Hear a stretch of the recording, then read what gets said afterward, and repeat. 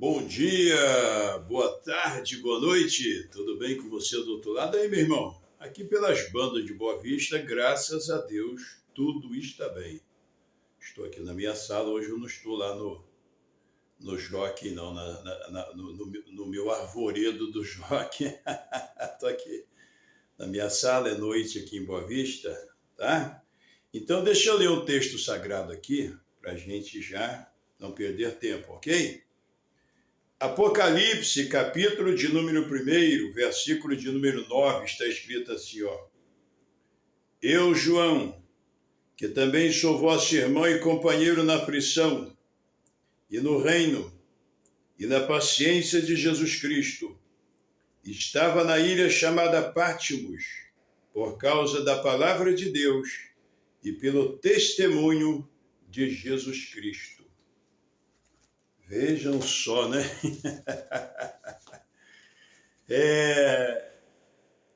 Hoje eu estou gravando esse vídeo aqui e vindo naquela ali de profeta, apóstolo, pastor, evangelista, né? É a lista dos dons ministeriais que está lá em Efésios. Não é pelo fato de você estar numa provação que Deus não é contigo. Aqui a gente aprende. Vejam só, João, que lindo foi o chamado dele, estava lá lavando as redes e tal, com seu pai Zebedeu, ele e seu irmão Tiago. Então Jesus, ele é tão lindo, a gente vê família, né? Ali a gente vê a sogra de Pedro, né? O pai de João e de Tiago, né? Que é Zebedeu, a irmã Salomé, Filipe e Natanael, irmãos, que coisa bacana, a família, o valor da família. É isso? Jesus tinha um parentesco no sentido humano com João Batista, não é verdade? Maria, né, quando nas montanhas de Gileade foi a passar uns dias com Isabel, quando ela se abraçaram, o menino João Batista foi cheio de Espírito Santo no ventre da mãe, não é isso? Então, é para a gente refletir sobre isso, né, o valor da família, do ensino, daquilo que os nossos antepassados nos ensinaram, né? Os nossos bisavós, os nossos avós, os nossos pais, não é verdade? Isso é muito bom. E coisa boa se ensina. E aí você me pergunta, pastor, mas sofrimento é coisa boa? Sim, é coisa boa. É coisa boa. Quando você vai na galeria, né, a gente chama nós damos esse título de Galeria dos Heróis da Fé, Hebreus capítulo de número 11. E o que você vê em Abraão? Abraão, por exemplo, Abraão sendo chamado, não está escrito lá, pela fé, obedeceu sem saber para onde ia. Aí está lá escrito, morando em tendas com Isaac e Jacó, a sua geração. Então vejam só, depois você pega Moisés. Moisés recusou ser chamado de filho da filha de Faraó, e escolheu sofrer com o povo. Né? E pensa que luta, que sofrimento de Moisés. Mas ele, quando Deus chama, já velho, 80 anos, né? Dá a impressão que ele tinha que Deus até havia se esquecido, né? O tempo é uma coisa boa, né? Jó capítulo 12, versículo de número 12, está escrito que com os velhos está a sabedoria, e com a abundância de dias, a inteligência, né? Então tem coisa que só a idade, viu? Você que é jovem, tenha calma, aprenda com os mais velhos, tá bom? Tem coisa que só o tempo. Então a pessoa tem uma experiência, tem conhecimento, né, pedagógico da coisa, mas não tem idade. Né? Não tem idade, então espera um pouquinho, vai chegar a sua vez, porque tem um provérbio popular que diz: todo jovem quer ser sábio, mas nenhum sábio quer ser jovem, não é verdade? E então vamos aqui ao texto lido de Apocalipse, né? Que é o capítulo de número 1. Aí o que que acontece? Eu vou só pegar o versículo aqui. Eu, João, né? Vosso irmão. que frase linda, né? Oh, eu sou apóstolo, eu sou tal. Não, achei lindo. Eu, irmão, eu, João, vosso irmão, né? Companheiro na aflição, né? Na aflição, no reino, né? Então, isso é muito importante, nós lermos a palavra e ficarmos com a palavra e entendermos que o reino de Deus não tem essa coisa de maior. Então Jesus ensinou, aquele que quiser ser o maior, que seja o servo de todos. Jesus também ensinou, olha, lá no meio dos gentios do mundo, o maior se assenhoreia do menor e é chamado de benfeitor. Aí Jesus diz, mas entre vós não será assim. Aquele que dentre vós quiser ser o maior, que seja o servo de todos. Não é verdade?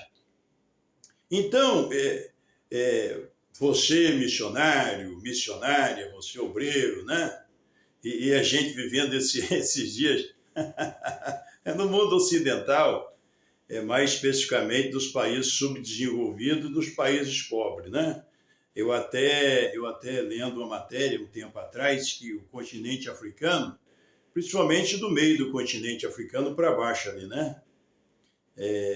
Da África Meridional ali para baixo, você pega ali o Zimbábue, Angola, Namíbia, né? Botsuana, e vai descendo até a República Sul-Africana. E um pouquinho acima também ali, o que que acontece? As maiores igrejas hoje estão no continente africano. Então o número de cristão aumenta muito, né? Aumenta muito. E tem até um negócio quando você vai estudar sobre riqueza de ministro, né? Pseudos ministros, pasme, né? As grandes catedrais e os caras mais ricos do mundo, parte deles estão no continente africano, né? A gente sabe que muitos daqueles países são países extremamente pobres, né? E às vezes eu até acompanho, eu gosto muito de acompanhar a programação de Cabo Verde, né? Que é a língua portuguesa, Guiné-Bissau, Angola, Moçambique, São Tomé e Príncipe, né? Então a gente procura ouvir, né? Matérias de jornalista e tal, para a gente ficar inteirado, né? Até programa também, programa evangélico desse país, eu procuro dar uma olhada para ver como é que a coisa está, né? Eu vejo os caras chegando, né? Tapete vermelho, BMW, Mercedes, os caras de helicóptero. É uma coisa de louco aquilo dali, uma coisa de maluco, entendeu? Em países tão pobres, né? Tão pobre, mas tem isso, né? Diz que em terra de sapo você se acorca com ele, né? O negócio é sério. E ali o negócio é brabo, né? Infelizmente, aí você pega Brasil, né? Na América Central também, até o próprio México, né? Eu não vou citar nome de igreja aqui, porque não é legal fazer isso, mas líderes bilionários, né? Infelizmente. Então, isso não é evangelho. Isso chama-se mercado da fé, isso é mercantilismo, né? Então, Pedro alertou muito sobre isso. Judas também, ele alertou sobre isso, né? Pedro quer entrar pelo caminho de Balaão, né? Amou o prêmio, Balaão queria o prêmio, né? E Balaão foi morto, né? Porque era um falso profeta, né? Então, o que acontece? Então, os falsos, infelizmente, por exemplo, tem como falsificar uma cédula de R$30? Não existe cédula de R$30, não tem como falsificar, ela não existe. Falsificar a cédula de R$15 não é impossível, não existe. Se aparecer, todo mundo sabe que é falsa.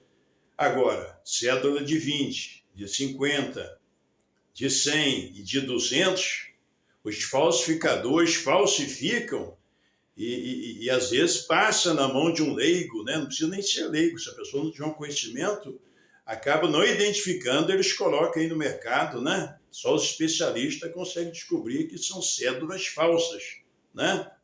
Mas eles fazem tão bem feito, mas tão bem feito, que a maioria das pessoas acabam não identificando uma cédula falsa. Entende? Então, quanto maior o valor dela, melhor tem que ser a falsificação. Então, tem gente aí, cuidado, meu irmão, cuidado, minha irmã. Por quê? Porque o falso, ele tem que parecer tão verdadeiro em um nível alto. Então, geralmente, se falsifica a cédula de 50, de 100, de 200, né? Porque o valor é alto, né? Então, aí a gente trazendo para o nosso meio, cuidado com posição, né? Ficar ovacionando o homem, né? Colocando tapete vermelho para homem, né? Alugando melhor apartamento, melhor hotel, porque é profeta, porque é pastor, porque é cantor. Vamos acabar com isso. É claro que a gente tem que orar, né? Honrar os nossos pais, honrar as autoridades, né?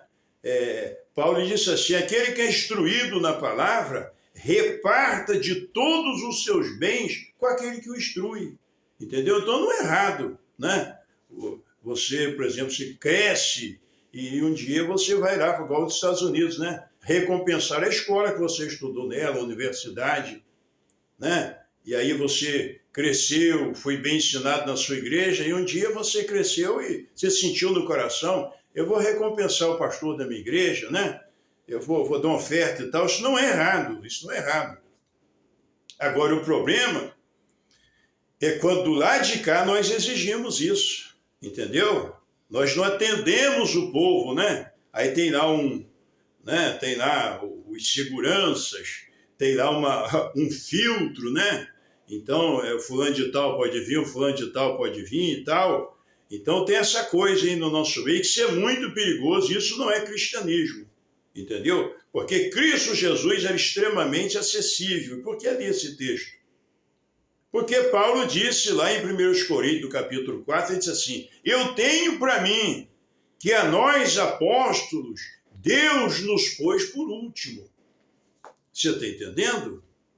Então, não vamos querer se vai ser o primaz, né? O melhor tratamento. Oh, me respeita porque eu sou pastor. Me respeita porque eu sou apóstolo. Me respeita porque isso, aquilo. Entende? E uma outra coisa também que acontece com a gente, né? Eu não sei por que isso acontece. Você não vê Jesus Cristo, ele conversando com Herodes. Não, você não vê Jesus. Herodes até quis conversar com Jesus. Fez até amizade com Pilatos. Mas Jesus não falou nada com Herodes. Né? Lá no capítulo 13 de São Marcos registrou essa passagem. Alguém chegou uns fariseus lá e disseram assim para Jesus, né? Senhor, retira-te daqui, porque Herodes quer te matar. Aí Jesus ouviu, aí Jesus disse assim, ó, vá lá e diga aquela raposa. Aí raposa já sabe, né? Espertalhão e tal, uma série de coisas, né? Não tem o filme do Zorro, né? Zorro. Aí você traduz para o português, Zorro é raposa, né? Raposa na língua portuguesa e zorro na língua espanhola, né? Então, tinha até antigamente, quando eu era menino, o filme do Zorro, né? Zorro e tal, do cavalo, sagacidade. Entende? Aí Jesus diz assim, vai lá e diga àquela raposa que eu efetuo curas hoje e amanhã, né? E no dia seguinte, para que não suceda que morra um profeta fora de Jerusalém. A gente fica sem entender, os emissários ali, não sei se é para intimidação, se realmente Herodes mandou aquela mensagem ali. Aí Jesus, ao invés de dar explicação para eles falar para Herodes, Jesus fala com Jerusalém. Aí Jesus diz assim, ó, Jerusalém, Jerusalém, que mata os profetas e apedreja aqueles que a ti são enviados. Quantas vezes eu quis ajuntar-te, assim como a galinha junta debaixo das asas os pintinhos, mas tu não quiseste. Aí Jesus diz, eis que a vossa casa ficará deserta, até que venhais a dizer, bendito que vem em nome do Senhor. Inclusive lá em São Lucas, capítulo 19, Jesus fala da diáspora judaica e do morticínio que teria. Não falou lá? Ele falou assim, olha, Jerusalém será sitiada. né? Cercarão, cavarão trincheira e vão derrubar você e quem tiver dentro de você, porque vocês não entenderam o dia da visitação, né? E vocês serão dispersos pelo mundo até que se cumpra em Jerusalém o tempo dos gentios, né? Aí a gente só lê a história, 14 de maio de 1948, que num dia a ONU promulga, mas a coisa fica assim, e bem Goiônia, lá com um grupo de pessoas, não nasce o Estado judaico. Isso tem que ler um pouquinho de história, não é isso? Voltando ao texto aqui, lido. Então, meu querido irmão, você que decidiu obedecer o chamado de Deus, Deus chamou você, tem convicção? Tem certeza? Não foi emoção? Você já vem sentindo esse chamado, o Espírito Santo trabalhando, você seguindo uma direção do Espírito Santo, é assim com você? Que maravilha, que bênção, está convicto? Então, vamos colocar na nossa cabecinha, Paulo falando aos irmãos de Corinto, eu tenho para mim que a nós apóstolos, Deus nos pôs por último, né? Quando está naquela disputa, eu sou de Paulo, eu sou de Cefas, eu sou de Apolo, de Paulo, de Cefas, eu sou de Jesus. Aí Paulo, peraí, foi Paulo crucificado por vós? Olha, eu estive com vocês em fraqueza. E outra coisa, o Senhor Jesus não me mandou para batizar, né? Mas para evangelizar. Eu batizei alguns na casa de Stefanes, não sei se batizei algum outro, não é isso? Mas o que ele diz mais adiante? Diz assim, ó, eu como sábio arquiteto coloquei os fundamentos, agora veja como cada um de vocês constrói sobre este fundamento. Tu está entendendo? Então a gente tem que ter cuidado. O fundamento é a palavra de Deus. É a Bíblia Sagrada. O centro da pregação é Cristo Jesus. Nosso Rei, amado Senhor, nosso dono, que fez tudo por nós, né? E Ele bondosamente é que escolhe. Ele nos escolheu você e a mim bondosamente, não tem mérito. Agora, sabendo da escolha, a gente tem que preparar intelectualmente, emocionalmente, não é isso? Para a gente, quando a perseguição vier, porque Deus não vai livrar você da perseguição. Por isso que eu li aqui João, né, já velho, e agora está preso na ilha de Patmos. É isso? Por quê? Por causa do evangelho, do testemunho de Jesus. E a gente vê o sofrimento desse homem. Ele viu toda aquela cena da prisão de Jesus. Entendeu? Do que fizeram com Jesus arbitrariamente, daquela doida casa de Anás e Caifás ali. Aquele julgamento arbitrário. João estava ali. Não arredou o pé. Né? Quando as mulheres iam chorando, só Lucas registrou, Jesus parou e disse, filho de Jerusalém, não chores por mim, chores antes por vós mesmos, pelos vossos filhos. Jesus mais uma vez fala que haveria, né? Da diáspora judaica novamente, é isso? E aí o que? João estava ali, quando todo mundo fugiu, abandonou, os irmãos de Jesus estavam ali, Jesus disse para Maria, mãe, esse é o teu filho, isso aí para João, filho, esse é a tua mãe. E daquela hora em diante, João recebeu Maria em sua casa. Não é isso? Aí o que acontece? Quando Jesus chama ele, foi lindo.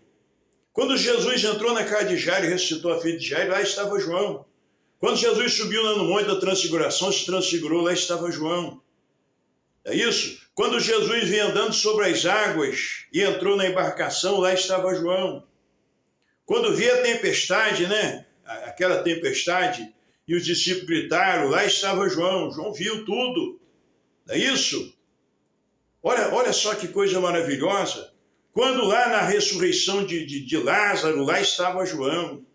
Não é? Na ressurreição de Jesus Cristo, uma das primeiras pessoas a ver o túmulo vazio foi João. Né? Só que quando vem o Pentecostes, o avivamento ali, a pregação de Pedro, não é isso? Quando Filipe desce para Samaria, né, e há aquela conversão, quem que foi para lá e impôs as mãos e viu o Espírito Santo sobre o povo? João. Mas quando vê a perseguição, o primeiro mártir, Estevão, e depois quem foi outro? Tiago, irmão de João, que sofrimento. Mas João não ficou abalado, não se desviou e não desistiu. e apóstolos morrendo, o tempo vai passando e perseguição vindo, agora João já está velho e a perseguição está terrível, Paulo já está morto, Pedro já está morto, e agora o imperador romano, cruel, covarde, agora vão perseguir, matar e vão pegar a liderança, né? E João é a coluna central, né? Do cristianismo, esteve com Cristo, né? É o líder dessa seita. E aí, né, o imperador pega e manda jogar na ilha dos albatrozes, né? Quer dizer, Patmos, ilha dos albatrozes. E João não está triste. E ali ele recebe a revelação do Apocalipse. Meu querido irmão, Deus não vai livrar você do sofrimento, mas Ele vai estar com você no sofrimento. Isso é que é lindo. Você não vai na véspera, você vai só no dia. Tu está entendendo? Lembra lá quando os judeus fizeram uma conspiração para poder matar Paulo? 40 homens se combinaram lá, rasparam a cabeça e disseram assim: nós não comeremos e nem beberemos enquanto nós não matarmos esse Paulo. Está em Atos 23. Que coisa, Paulo preso, a conspiração está feita, vão matar. Não é isso? Mas Jesus se apresenta lá na prisão e diz assim: Paulo, não tenhas medo.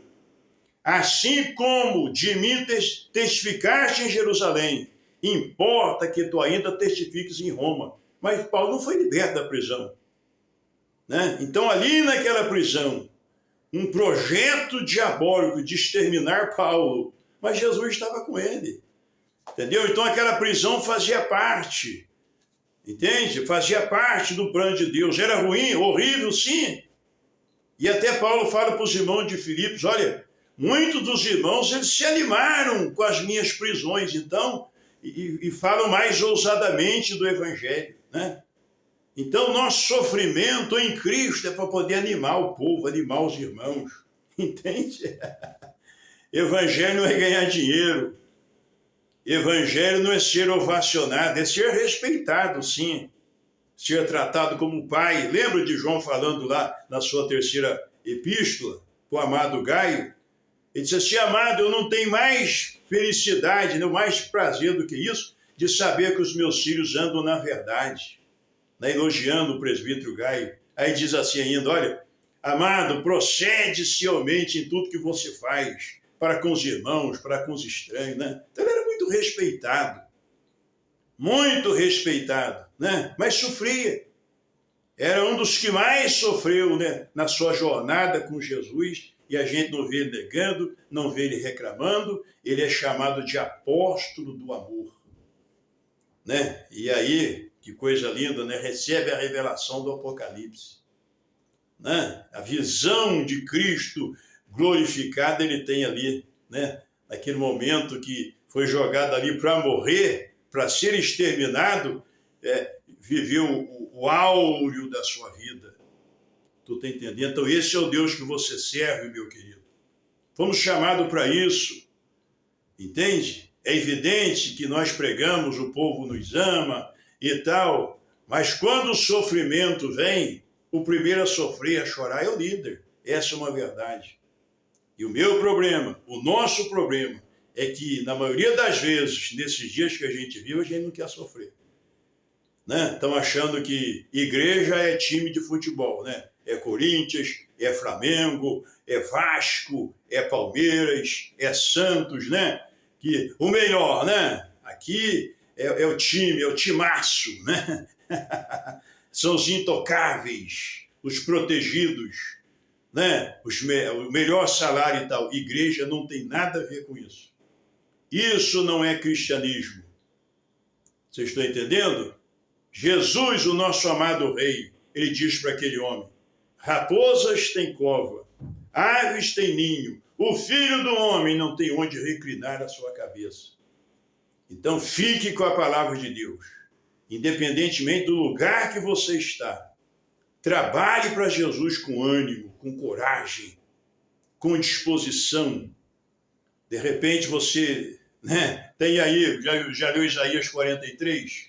Quando passares pelas águas, estarei contigo. Quando passares pelos rios, não submergirá. Quando passares pelo fogo, não te queimará. e nem a chama arderá em ti. Né? Então a palavra quando é porque uma hora vai acontecer, mas quando acontecer, Deus é com você, Deus é conosco. E quando chegar a hora de você ir embora, meu irmão, Deus vai falar com você. Tu está entendendo? Lembra Pedro? Pedro disse assim, olha, brevemente deixarei este meu tabernáculo, porque o Senhor Jesus Cristo já me revelou. Ele escreveu lá. Né? Aí o que Paulo disse a Timóteo? Timóteo, né? Eu já estou sendo oferecido por libação de sacrifício, o tempo da minha partida se aproxima, Timóteo. Mas ele diz, combati o bom combate, acabei a carreira, guardei a fé. Resta-me agora a coroa, que o Senhor Jesus Cristo, o justo juiz, dar-me-á naquele dia, não somente a mim, mas a todos quanto amarem a sua vinda. Estão preparando os irmãos, ó, encerrou, pendurei a chuteira, vou morrer, fiquem tranquilos, fiquem com os meus ensinos. É isso? Então que Deus abençoe a sua vida. Continue trabalhando para Jesus com ânimo, disposição e coragem. Pregue a palavra. Jesus está voltando. Enquanto você tem vigor e saúde, pregue com ânimo, pregue com disposição. Paulo disse aos irmãos de Corinto, lá em 2 Coríntios, capítulo 12, Paulo disse assim, eu, de muito boa vontade, me gastarei e me deixarei gastar pelas vossas almas, ainda que, amando mais, eu seja menos amado. Um abraço, fique com Deus, tá bom? Dê o seu like, compartilhe os nossos vídeos, tá bom? Comente, e eu vou ficar feliz aí de ler o seu comentário, tá bom? Me busca no TikTok, Pastor Ademir, TikTok, no Instagram, 260365, também estou lá. Um abraço, fique com Deus e a paz do Senhor. Amém.